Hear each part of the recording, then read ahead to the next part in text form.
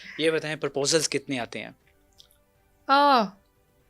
काफ़ी सारे हैं अब तक आ चुके हैं। तो एक्सेप्ट भी करती हैं या सारे रिजेक्ट कर देती हैं? नहीं, एक्सेप्ट मैं आपको सच बताऊँ एहतिशाम, हम्म।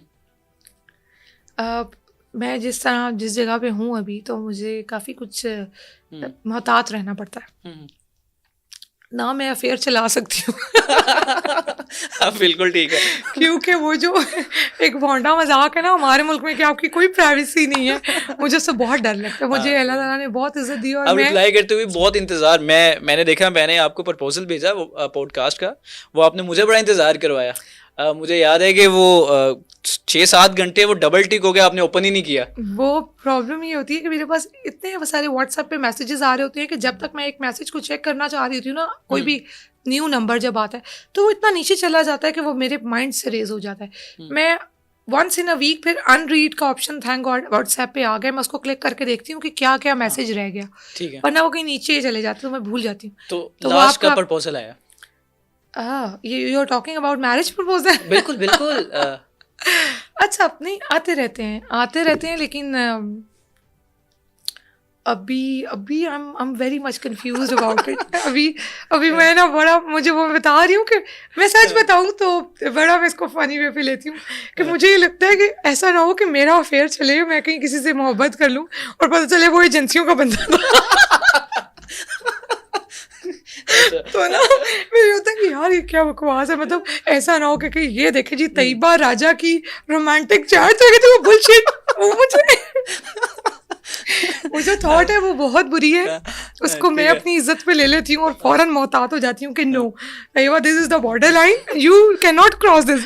तो फिर मैं अभी तक नहीं, बहुत वैसे मोहतात। कोशिश घर वाले भी तलाश तो कर रहे होंगे लड़का। नहीं, घर वाले तलाश नहीं कर रहे, प्रपोजल्स काफ़ी सारे हैं। मुझे इवन घर वाले जब कहते हैं तो मैं उनको कहती हूँ जी मुझे थोड़ा माइंड मेकअप करने दें। मैंने एक्चुअली मुझे लगता है, मैं बल्कि यहाँ ये बात जिक्र करना चाहूँगी, I am mentally very strong, I am very strong. No doubt, माशाल्लाह।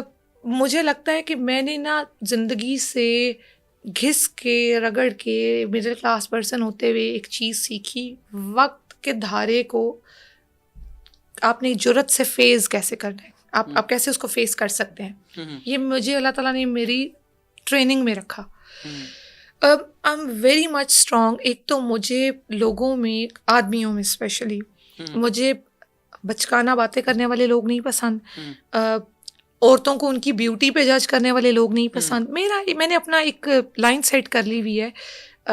मैं अपनी सोसाइटी की आपको एक रियलिटी बल्कि अपनी ज़िंदगी से बताना चाहती हूँ। When I was 25 years old, 25 years से 27 ईयर्स ओल्ड, वो 2 साल मेरी ज़िंदगी के ऐसे गुजरे हैं कि मुझे फैमिली प्रेशर बहुत ज़्यादा था, सोसाइटी प्रेशर बहुत ज़्यादा था कि शादी हो जानी चाहिए, अब शादी हो जानी चाहिए। बिल्कुल। तो मुझे लगता था कि मैं मेंटली डिस्टर्ब हो गई हूँ इस टॉपिक को सुन के। तो मैंने उन 2 सालों में बड़ी एफर्ट की कि मुझे कोई पसंद आ जाए, या मैं किसी कोई ऐसा पसंद कर लूँ किसी को, या बस शादी प्रपोजल कर लूँ। हाँ, बस कर लूँ, अच्छा मैं सोसाइटी की डिमांड पूरी कर दूँ। लेकिन मैंने उस दौरान जितना सोसाइटी को रीड करने की कोशिश की ना, तो मुझे इतनी मायूसी हुई कि मुझे अपने कैलिबर का कोई शख्स दिखाई नहीं दिया। चलें, आज हम ये भी पूछते हैं, कैसा आपको लड़का चाहिए? नहीं, लड़का नहीं अच्छा, आई वांट कि मैंने एहतिशाम, मैंने बहुत टफ लाइफ गुजारी है और मैंने अल्लाह ताला से हमेशा दुआ की है कि मैं अच्छा, लोग मांगते होंगे काफ़ी सारी चीज़ें, घर मिल जाए, गाड़ी मिल जाए, अच्छा बंदा मिल जाए, औरतें करती हैं दुआएं, लड़कियां करती हैं। मैंने अल्लाह ताला से हमेशा मांगा कि मुझे इज़्ज़त अता कर, मुझे बुलंदी अता कर। मैं अल्लाह ताला से बहुत फ्रीक्वेंटली मांगती हूँ मुझे ताकत अता करें। ये मेरी आम दुआएं हैं। अब मुझे नहीं लगता आम लड़कियां इस तरह की दुआएं करती होंगी कि अल्लाह मुझे ताकत अता कर। मैं अल्लाह ताला से दुआ करती हूँ कि मेरी वालदा ने मुझे बहुत छोटे होते हुए एक दुआ सिखाई थी। उन्होंने मुझे कहा था कि तुमने ये दुआ, और मैं दुआ रोज़ाना तकरीबन नमाज में करती हूँ कि या अल्लाह, दुनिया की इज़्ज़त माल से है और आखिरत की इज़्ज़त अमाल से है, अरे तो मुझे दोनों अता कर। ये मैं रोज़ाना एक बार ज़रूर मांगती हूँ। अब मैं भी ये किया करूँगा, बहुत अच्छी दुआ, बहुत खूबसूरत दुआ है। तो मैं ना, और मैं अल्लाह ताला से हमेशा, मुझे लगता है क्योंकि मेरा सबसे करीबी दोस्त परवरदिगार खुद है। मैं कमरे में जब अकेले बैठती हूँ रात में, तो मैं आधा घंटा अल्लाह ताला से बात करती हूँ, वैसे नॉर्मल बैठ के, जैसे मैं और आप बात कर रहे हैं ना, मैं ऐसे बैठ जाती हूँ, मैं फील करती हूँ कि अल्लाह ताला मेरे इर्द गिर्द मौजूद है, और फिर उनको बताती हूँ कि आपने देखा ना आज ये हुआ था, आपने अगर कोई इस वक्त की रिकॉर्डिंग कर ले ना तो वो मुझे ईजीली प्रूव कर सकता है कि शी इज़ मेंटल, कि ये बात कर रही है और मैं अल्लाह ताला से बात कर रही होती हूँ, तो मुझे अल्लाह ताला सुनते होंगे ना। आप अल्लाह ताला को जितना अपने करीब समझते हो, आप जैसे अल्लाह को गुमान करते हो, अल्लाह ताला बिल्कुल वैसे हैं। तो मैं अल्लाह ताला से, मैंने 2 साल बहुत कोशिश की अपनी शादी के लिए, फिर मैंने अपने आप को काम डाउन किया कि what the hell are you doing with yourself, go with the flow. फिर मैंने अपने आप को उस मेंटल डिप्रेशन से निकाला, क्योंकि सोसाइटी प्रेशर बहुत ज़्यादा होता है आप पे। फिर मैंने कहा no, it is decided already, मरना है आपने वो भी डिसाइडेड है, आपको रिस्क कैसे मिलना है वो भी डिसाइडेड है, आपका निकाह कब होना है वो भी डिसाइडेड। तो why I am doing that, मैं उसके लिए इतनी एफर्ट पुश करके और अपने आप को मेंटली क्यों डिस्टर्ब कर रही हूँ। तो मैंने अपने आप को बिल्कुल डिस्ट्रैक्ट किया इस लाइन से, और फिर मैंने अल्लाह ताला से कहा मैं ये आपके सपुर्द कर रही हूँ, जिसने भी आना है ना, मैं अपनी फैमिली का एल्डेस्ट चाइल्ड हूँ, मैं हमेशा अपनी फैमिली के आगे खड़ी रही हूँ उनको प्रोटेक्ट करने के लिए। हमेशा मेरी मदर कहती हैं मेरे बारे में कि ये मेरी दोस्त है और इसने मुझे हमेशा बच्चों की तरह ट्रीट किया, ये मेरी माँ जैसी है। मेरे भाई मेरे बारे में कहते हैं कि ये हमारी बहन नहीं हमारा बाप है। तो मैं इस तरह वाला किड रही हूँ, मैं अपनी फैमिली के मुंह के आगे हमेशा खड़ी हो जाती हूँ। तो आई रियली वॉन्ट, मैं ये बड़ा पहली बार ओपनली बोल रही हूँ, आई रियली वॉन्ट कि दुनिया में कोई एक इंसान ऐसा हो जो जिसको पता हो कि ये दिस इज़ तैयबा राजा, और ये इतने ही अपने लफ्ज़ों पे मुतमईन है, जैसा ये बोलती है ये बिल्कुल वैसी ही है, और वो खुद से मेरे मुंह के आगे मौजूद रहे कि ओके ये राम है, पीछे होकर आराम से बैठ जाओ। तो आई रियली वॉन्ट दिस, और मुझे पता है कि जब भी राइट टाइम आएगा कोई ना कोई ऐसे आ जाएगा, तो मैं नहीं इस पे कोशिश नहीं करना चाहती। इंशाल्लाह वो टाइम इंशाल्लाह।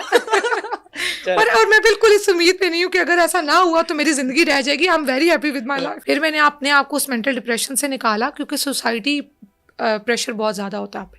फिर मैंने कहा no, it is decided already, मरना है आपने वो भी डिसाइडेड है, आपको रिस्क कैसे मिलना है वो भी डिसाइडेड है, आपका निकाह कब होना है वो भी डिसाइडेड। तो why I am doing that, मैं उसके लिए इतनी एफर्ट पुश करके और अपने आप को मेंटली क्यों डिस्टर्ब कर रही हूँ। तो मैंने अपने आप को बिल्कुल डिस्ट्रैक्ट किया इस लाइन से, और फिर मैंने अल्लाह ताला से कहा मैं ये आपके सपुर्द कर रही हूँ, जिसने भी आना है ना, मैं अपनी फैमिली का एल्डेस्ट चाइल्ड हूँ, मैं हमेशा अपनी फैमिली के आगे खड़ी रही हूँ उनको प्रोटेक्ट करने के लिए। हमेशा मेरी मदर कहती हैं मेरे बारे में कि ये मेरी दोस्त है और इसने मुझे हमेशा बच्चों की तरह ट्रीट किया, ये मेरी माँ जैसी है। मेरे भाई मेरे बारे में कहते हैं कि ये हमारी बहन नहीं हमारा बाप है। तो मैं इस तरह वाला किड रही हूँ, मैं अपनी फैमिली के मुंह के आगे हमेशा खड़ी हो जाती हूँ। तो आई रियली वॉन्ट, मैं ये बड़ा पहली बार ओपनली बोल रही हूँ, आई रियली वॉन्ट कि दुनिया में कोई एक इंसान ऐसा हो जो जिसको पता हो कि ये दिस इज़ तैयबा राजा, और ये इतने ही अपने लफ्ज़ों पे मुतमईन है, जैसा ये बोलती है ये बिल्कुल वैसी ही है, और वो खुद से मेरे मुंह के आगे मौजूद रहे कि ओके ये राम है, पीछे होकर आराम से बैठ जाओ। तो आई रियली वॉन्ट दिस, और मुझे पता है कि जब भी राइट टाइम आएगा कोई ना कोई ऐसे आ जाएगा, तो मैं नहीं इस पे कोशिश नहीं करना चाहती। इंशाल्लाह वो टाइम इंशाल्लाह। और मैं बिल्कुल इस उम्मीद पे नहीं हूँ कि अगर ऐसा ना हुआ तो मेरी जिंदगी रह जाएगी। आई am very happy with my life.